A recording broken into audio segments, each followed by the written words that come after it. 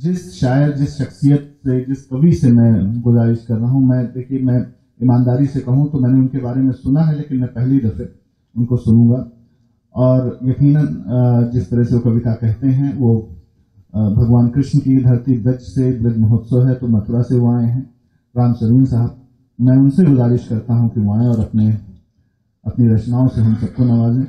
आप जहां से पढ़ना चाहें सर, माइक आपके दोनों सामने है। जो शख्स अभी तक संचालन कर रहे थे मुझसे परिचित नहीं थे, इसलिए मेरा परिचय उन्होंने नहीं कराया।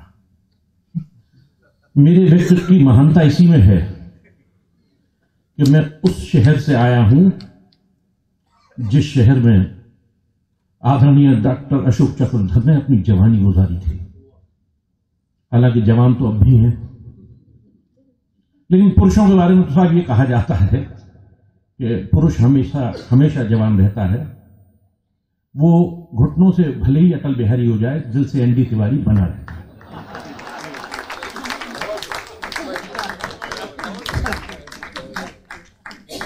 और उस शहर से भी आया हूं जिसके कॉलेज में डॉक्टर अशोक चक्रधर पढ़े थे। इसलिए ये मेरा बहुत बड़ा सौभाग्य है कि उस मंच पे मैं काव्य पाठ कर रहा हूं। और उससे भी बड़े सौभाग्य की बात है कि आदरणीय डॉक्टर उदय प्रताप जी बचपन में जिनकी कविताएं मुझे कंठस्थ थी और हैं, और मैं उदय प्रताप जी से आज भी एक बात कह सकता हूं, कभी कोई अपनी पंक्ति भूल जाए केवल मुझसे कह दे, मैं पूरी कर दूंगा। यही साहब, ये प्रमाणों की सच्चाई है, मेरी शेखी नहीं है कि तुमने हिंद की नारी अभी देखी नहीं है। उनकी अनगिनत पंक्तियां मुझे आज भी कंठस्थ है। और ये मेरा बहुत बड़ा सौभाग्य है कि आज उस मंच पर मैं बैठा हूं जिसकी सदारत, जिसकी अध्यक्षता आदरणीय उदय प्रताप जी कर रहे हैं। एक बार करतल ध्वनि से आप आदरणीय उदय प्रताप जी का स्वागत करें। और आज एक और मेरे लिए सौभाग्य का विषय है कि देश के लब्ध प्रतिष्ठित कवि, जाने माने भाई मनवीर मधुर यहां श्रोता के रूप में उपस्थित हैं। एक बार करतल ध्वनि से आप भाई मनवीर मधुर की काव्य प्रतिभा और उनके व्यक्तित्व का सम्मान करें। अपनी बात प्रारंभ करने से पहले मैं यहां जितनी मातृशक्तियां बैठी हुई हैं, सबसे पहले उनके चरणों में अपना प्रणाम निवेदित करता हूं, और दूसरा प्रणाम पुरुषों को, रसिक श्रोताओं को। आप लोग जानना चाहेंगे कि महिलाओं को पहला प्रणाम क्यों किया। जितनी भी माइथोलॉजी है मुस्लिम, उन्होंने कहा कि पहले आदम आया बाद में हव्वा आई। अंग्रेज भी ये मानते हैं पहले एडम आया बाद में ईव आई। हमारे कठोपनिषद में भी इसका उल्लेख है कि ईश्वर ने पहले पुरुष का निर्माण किया, बाद में नारी का। और जब ईश्वर का समस्त श्रेष्ठ ठोस तत्व समाप्त हो गया, तब नारी के निर्माण की समस्या का समाधान यही था कि उसे गुणों से और भावों से, लक्षणों से सृजा जाए, और ईश्वर ने ऐसा ही किया। इसीलिए चाहे धन की अधिष्ठात्री लक्ष्मी हो, चाहे ज्ञान की स्रोत सरस्वती हो, या बलदायिनी दुर्गा हो, नारी ही समस्त गुणों की धात्री बनकर समूचे समाज की आराधना का केंद्र रही है। इसलिए मैंने नारियों को पहले प्रणाम किया। वाह। मुझसे चैनल पर प्रश्न किया गया था, रैपिड फायर राउंड था। उन्होंने पूछा था ईश्वर के सामने ऐसी व्यवस्था क्या थी कि ईश्वर को पहले पुरुष का निर्माण करना पड़ा, बाद में नारी का। मैंने कहा ये तो हर ऑफिस का कायदा होता है, पहले रफ ड्राफ्ट तैयार होता है, बाद में फेयर। महिलाएं ईश्वर के फेयर ड्राफ्ट के प्रतीक हैं, इसलिए उनको प्रणाम करता हूं। आदरणीय इंदिरा इंदू जी ने भी कहा था कि एक बार कृष्ण और राधिका में बहस छिड़ गई, तो राधिका जी ने कहा हम दोनों में बड़ा कौन है। बहस छिड़ने के बाद फिर राधिका जी ने ही कहा हम दोनों में है बड़ा कौन, कृष्ण या के राधा। इसका रहस्य अब भक्त जन ही खोलेंगे, और कृष्ण राधा कोई नहीं बोलेगा, सब राधा कृष्ण बोलेंगे।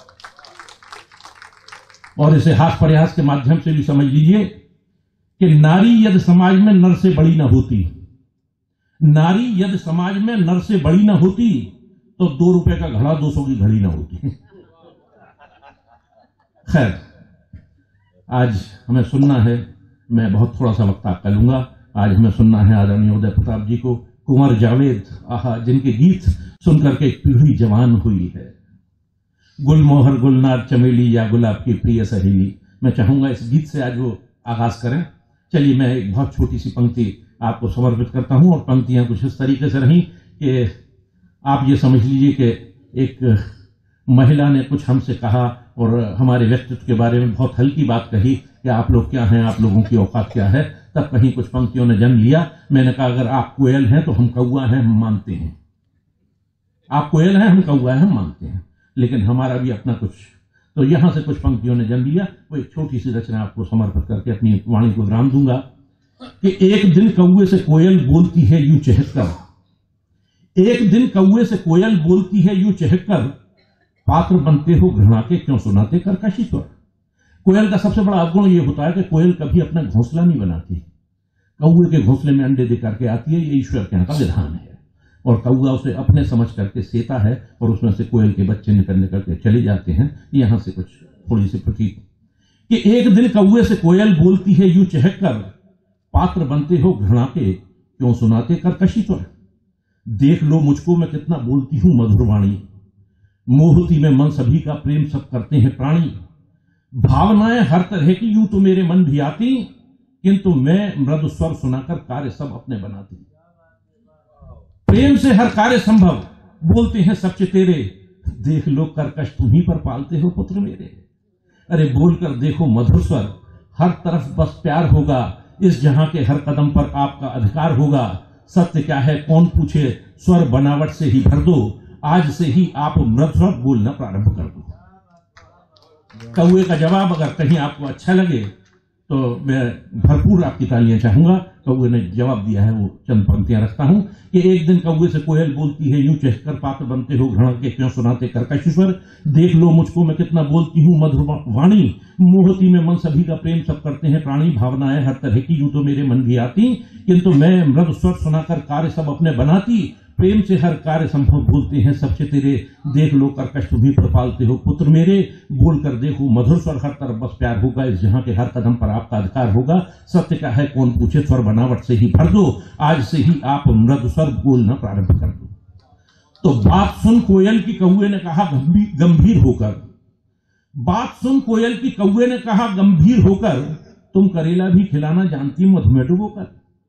बात सुन कोयल की कौए ने कहा गंभीर होकर, तुम करेला भी खिलाना जानती मधु में डुबोकर।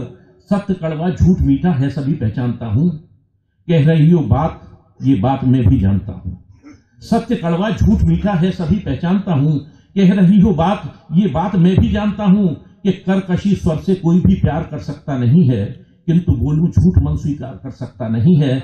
इसलिए मन की तुला पर शब्द एक एक तोलता हूं, इसलिए मन की तुला पर शब्द एक एक तोलता हूं। मैं भले ही बोलता कर्कश मगर सच बोलता हूं, और यदि घृणा का पात्र हूं तो हूं खुशी का भी प्रणेता। यदि घृणा का पात्र हूं तो हूं खुशी का भी प्रणेता। मुंडेर पर जाकर किसी के जब कभी आवाज देता, तब पता लगता है स्वर कितना किसी को भा रहा है। झूम कर जब लोग कहते आज कोई आ रहा है, आज कोई आ रहा है, तब गीतकार लिखते हैं कि माई निमाई मुंडेर पर तेरी बोल रहा है कागा, वाह वाह, जोगन बन गई तेरी दुलारी मन जोगी संग लागा। बहुत बहुत आभार।